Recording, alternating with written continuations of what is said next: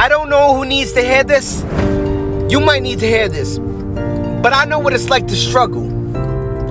See, I grew up in the child welfare system, in and out of foster homes in the foster care drift. Was molested, was beaten, was called a waste. Yes, you're probably going through the same thing right now. Maybe that's you being abused and being violated. But I want to let you know, I'm going to encourage you that God is real and God hears prayers. You know, when I called out to God, you know, in adoption, when I was locked in my room and I couldn't come out, where I used to have to wear piss underwear on my head for hours at a time because I wet my bed and then scrub it with a toothbrush. Yes, I seen some suffering in my time. I seen some abuse, you know, and everybody has a different story. Mine is not the same story as yours. Yours is not the same story as mine. And sometimes we can identify with one another in our suffering, but I want to tell you, I cried out to God and God heard my prayer. You know what? Put into foster homes, group homes, I'm a survivor, baby. Molested and abused, I'm a survivor, baby, and you can survive this. Don't quit. Don't ever give up.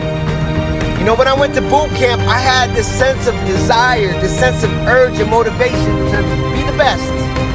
And they saw motivation within me because I didn't quit. They gave me meritorious promotion to E2 in boot camp. Then I went and served in the 1st Marine Division. And I went to 3 combat deployments, 2 actually involving combat. I got a medal for heroism, higher than the Bronze Star, called the Navy and Marine Corps Medal for saving somebody. Saving actually several people. Risking my own life. Because, you know what, I felt God called me to do that. To risk my life to bless others, to risk my life to help others. And you can do the same thing, right? You can make a difference in someone else's life, right?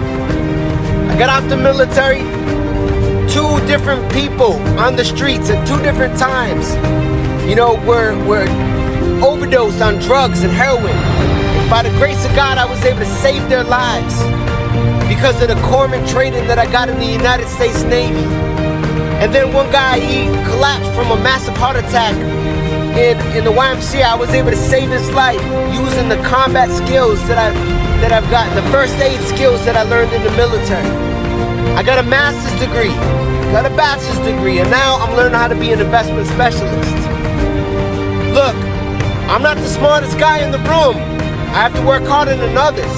And you can too. Don't ever quit, don't ever give up, and you can achieve your goals. Dream.